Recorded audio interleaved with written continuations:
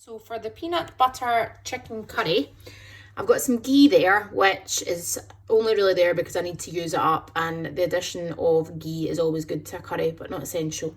Coriander, rapeseed oil, tin of chopped tomatoes, a couple of chillies. You can obviously amend to suit whether they're seeded, de-seeded, 1, 2.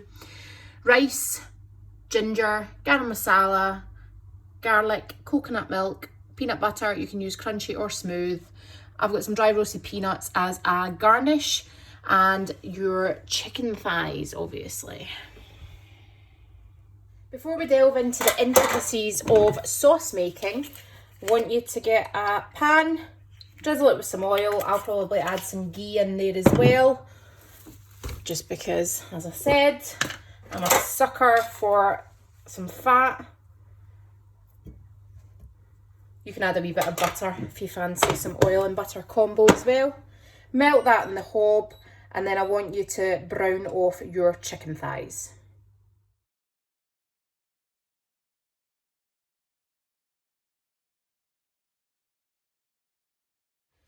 Now you might have seen I just eyeballed the ghee. If somebody ever tells you that there's such a thing as too much ghee or too much butter, don't be friends with them. Just put in your chicken thighs and brown off in the oil, butter, coconut oil. You can put up that coconut oil if you fancy. And turn over and then take off the heat when it's all browned.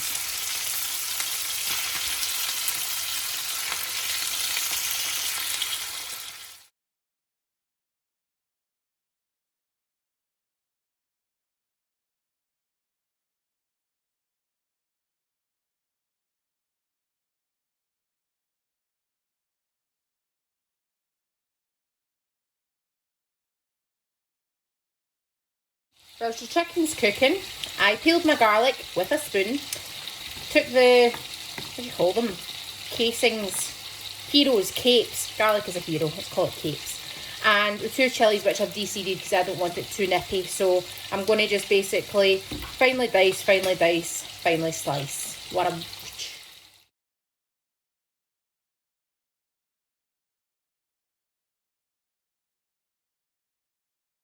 Once you've browned off your chicken enough, take it out the pan and set it on a plate to one side. Ooh! I turned this up a wee bit because it wasn't going as brown as I wanted, but I'm just going to take it out because I don't want to overcook the chicken. Leave this. Make sure it's not totally stuck because we don't want it burning. And then we're going to add in the chilli, ginger and garlic and cook that off.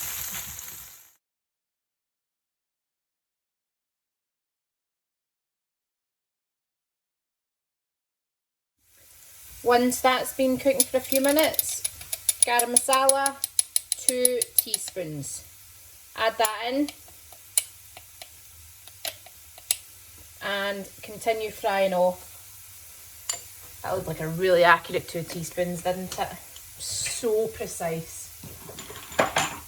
And continue cooking that for another minute or so.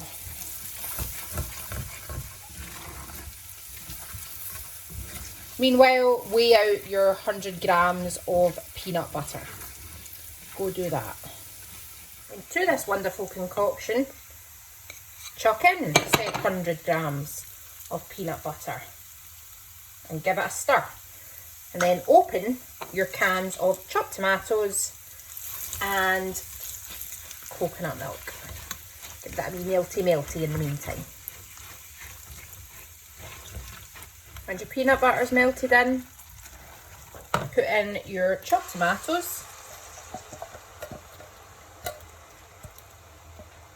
and your coconut milk. Now be careful because, oh, there we go. I'm always careful because sometimes I get coconut juice all over me. So we're going to reduce the heat on that, low to medium, and we're going to simmer it for a while just to allow the sauce to combine and thicken up slightly.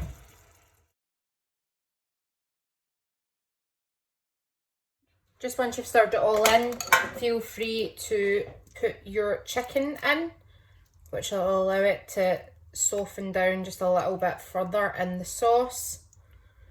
We're going to allow the sauce to simmer and thicken. I normally leave it for about 20-30 minutes. And then we're going to add in the coriander. I like it fresh at the end.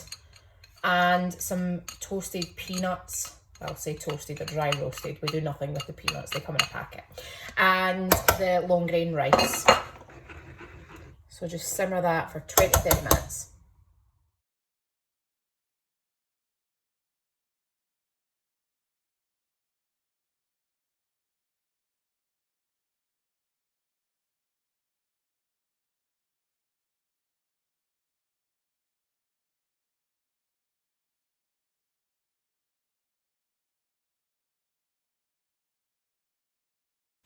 I've just decanted this into another pot to continue simmering because it started to stick to the bottom of the other pan.